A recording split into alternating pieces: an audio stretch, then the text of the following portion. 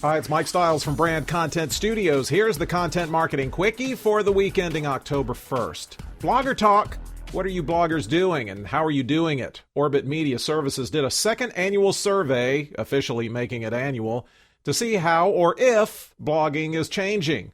How regularly do they post? 15% of them post whenever. You never know when a post is coming. Maybe that adds to the excitement. Jeff Cohen writes for Oracle, the number of bloggers that post weekly, if not daily, is up over last year. How long are most posts? 500 to 1,000 words. That's where about 60% of them are, same as last year. But there's a rise in blogs of over 1,000 words. Pull up a chair. What media are they using? Pictures, duh. But there's an upward trend of audio and, oddly, a downward trend in video and blog posts. How long do people spend creating a post? More are taking 1 to 2 hours. And maybe that's because of those over 1,000 word posts. They're driving traffic to their posts with, again, social. But thanks to Facebook's little "we're gonna kill your reach dead in its tracks" game, more are using other tactics like email and influencer outreach. We've learned that video and content marketing works, but new research from Ascend2 shows it would be working a lot better if it weren't for some sticky wicket obstacles that are still holding it back. Ask marketers what the objectives for video are. 47% will tell you it's brand awareness. 45% will say it's engagement. 43% think consumer education's a good objective. And lead gen comes in at 41%. We marketers also think it works for those things. 85% say the moving pictures are either very or somewhat successful. As for the remainder who are struggling, the things that are getting in the way are lack of an effective strategy, cited by 48%, and lack of good, compelling content. Boy, we hear that a lot. Why is there a lack? Well, because there's a real, unique professional skill to making it. That, combined with a lot of brands wanting brilliant content for free or cheap, of course you don't get to have good, compelling content. Only 18% surveyed say they see a significant increase in video content ahead. Have you been having trouble getting employees to share things on social? Have you been telling them to promote you online, but if they ever say anything wrong, they're fired and probably sued? Well, let me know how all that goes, but a survey by Trapit says 74.9% of employees know there are benefits to the business of them sharing content. eContent reports those benefits are identified as brand awareness, brand credibility, and sales. So now the question is, what kind of content do you not mind sharing? Third-party content mixed appropriately with company-created content, especially if it's cool. That's the answer. As for how sharing is encouraged internally, employees are not impressed. 56.5% get asked in meetings to do it, but only 28.2% were given the software means to make it easy and encouraged to use it, whether that was email, collaboration tools, or one of those super hyped marketing platforms.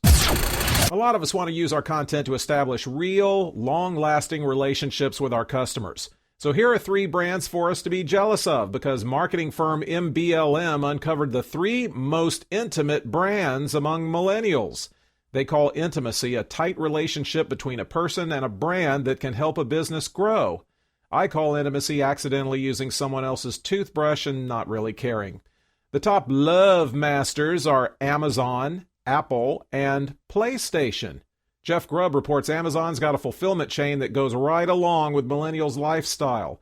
Apple is, well, Apple. But PlayStation 4, frankly, isn't that different from Microsoft's Xbox One, so what gives? At launch, Xbox One did some things gamers found kind of hostile. While Sony proved with their messaging they truly get gamers.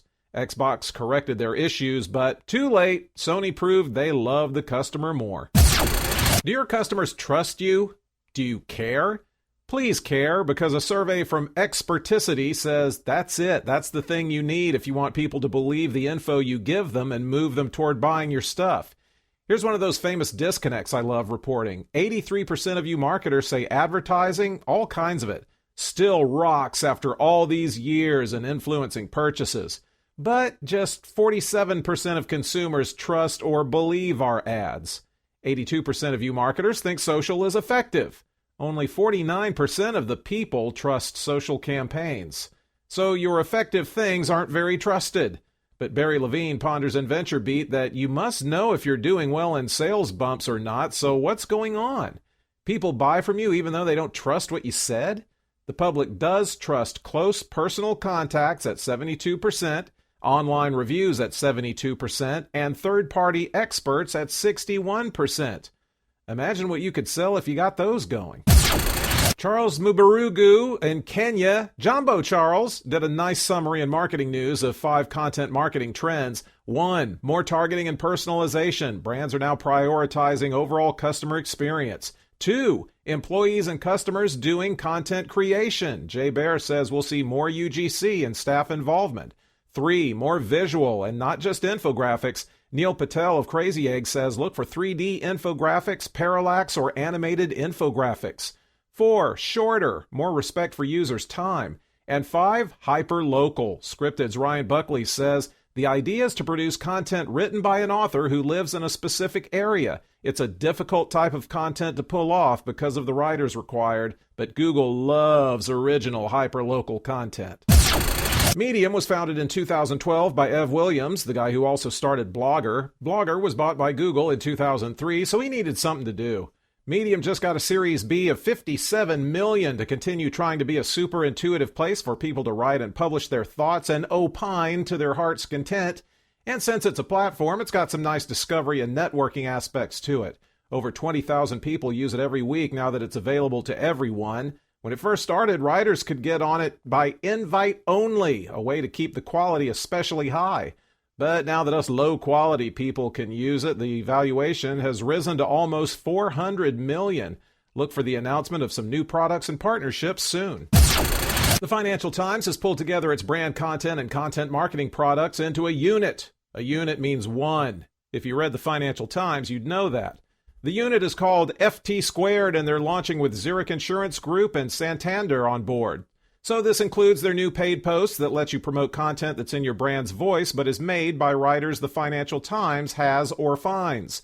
Global Ad Sales Director Dominic Good says, we've always been in content creation, but it's mostly on the sponsorship model. But now we're moving to a platform that lets brands speak more directly to our audience.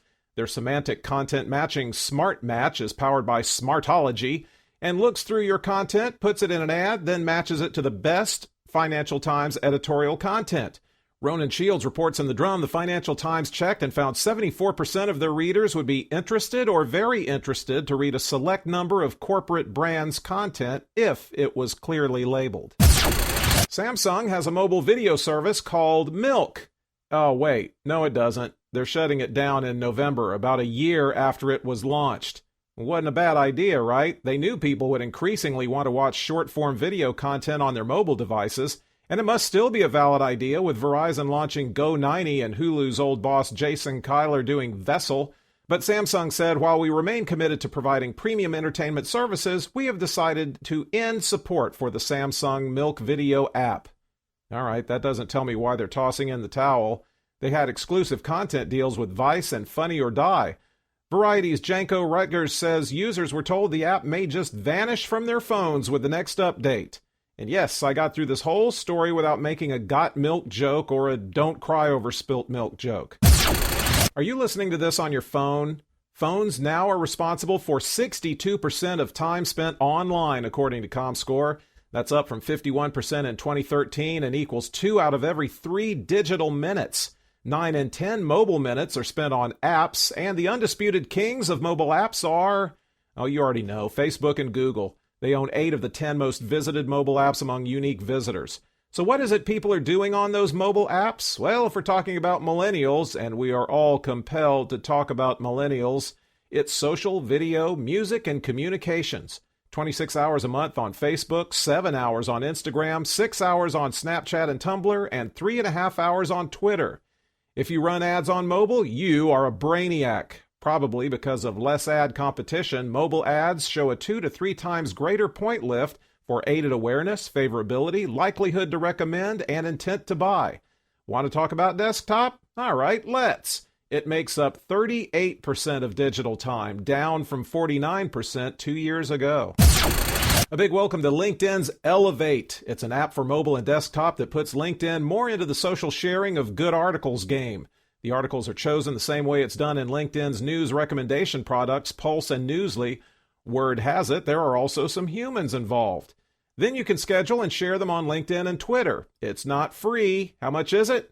I don't know. It'll be more widely available in Q3 of this year, and we'll know more then. So yes, it'll keep your social pipeline full, but the other maybe cool part is it might activate more employee sharing. Even though employees will have 10 times more connections on LinkedIn as their company, only 2% of them share company news.